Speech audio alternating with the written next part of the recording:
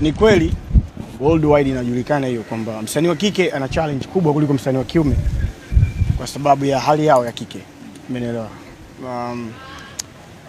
Ni inahitaji umakini sana na muda ili aweze kuswallow ile hali, conditions za jinsi ya kuact na nini, jinsi ya kufanya kazi kama msanii wa kike, kwa sababu vitu vingi vinatokea katika career ya msanii wa kike. Mahusiano,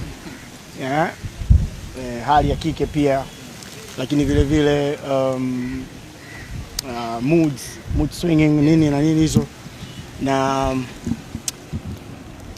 kujiweka. Mwanamke anajiangalia zaidi ya sijui niseme mara ngapi. Umeelewa? Sisi tunaweza tukatoka tukachana nywele tukavaa tukaoga, pengine hata tusioge tukatoka, lakini mwanamke ni lazima awe proper na nini, hakikishe kwamba iko sawa. So kuna ile hali pia ya kuwa katika mahusiano, labda mtu wake unanielewa, kuna vitu vingi vinakuwa vinatokea katika kwa management au nini, labels huwa zinaangalia sana na kwa makini sana na msanii. Ndio maana inahitajika muda kidogo aweze switch, kuelewa, kuendana na hiyo hali ya kuweza kujiweka sawa, akiwa anaitwa kama sehemu kama hizi, anakwenda kwenye shows. Unaweza ukamhitaji msanii wa kike labda leo hayuko katika hali yake, umeelewa? So ni vitu vingi sana, ndio maana unaona kama amechukua muda kidogo. Amejifunza pia Kiswahili, amejifunza pia skills na nini, vitu vingi. Usione tu amefika leo hapa, lakini kama alivyosema amechukua muda. Alikuwa anakuja anakaa miezi, tunakuwa naye, tunamuonesha jinsi gani kazi tunafanya. Amejifunza vitu vingi kiukweli. Mpaka hali hapo umesema kwamba amejifunza Kiswahili, alikuwa anakuja anakaa. Huyu ni msanii ambaye alikuwa hapa Bongo au ni mtu ambaye alikuwa hayuko Bongo? Sio mgeni hapa Bongo. Sio mgeni hapa Bongo, lakini baada ya mimi kumleta nikamuingiza katika headquarter, akakutana na wasanii wenzake, anajuana mpaka na wale wasanii ambao walitoka, walikuwa naye vizuri tu, familia. Wakawa tunashare kwenye events zetu nyingi, alikuwa anakuja.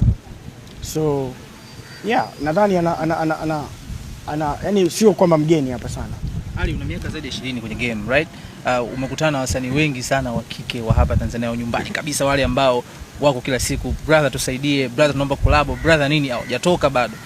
Why, kitu gani special umekiona kwa Mutima ukasema kwamba okay, acha nimchukue huyu binti, niwaache hao nyuma wengine ambao pengine walikuwa wananiomba muda mwingi sana kuwa katika label ya Kings Music?